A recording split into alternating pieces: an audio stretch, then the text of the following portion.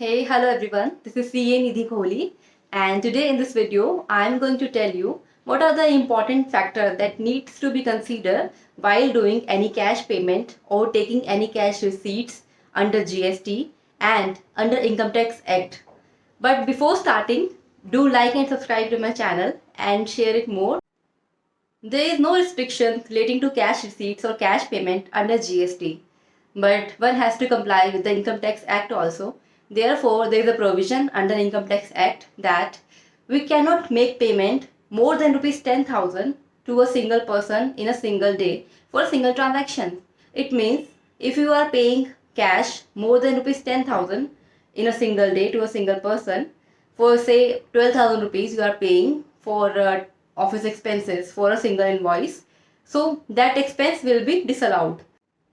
It means if you are thinking that you need to pay amount in cash to that person, but there is an idea that you can make the payment in a multiple days rather than paying in a single day.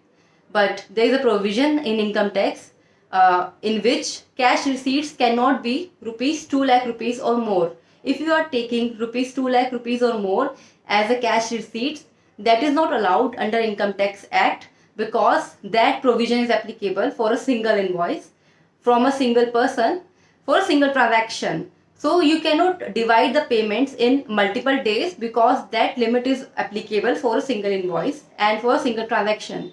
So if you are taking cash of rupees 2 lakh or more, that amount will be treated as penalty amount, means you need to pay the penalty equal to the amount which you have received.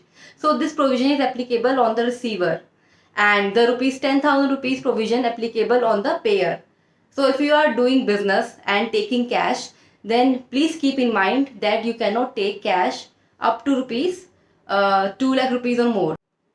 But if you are salaried employee or you are filing your return under presumptive taxation, then you don't need to think about this cash payment and cash receipts, because these provision does not applicable on you.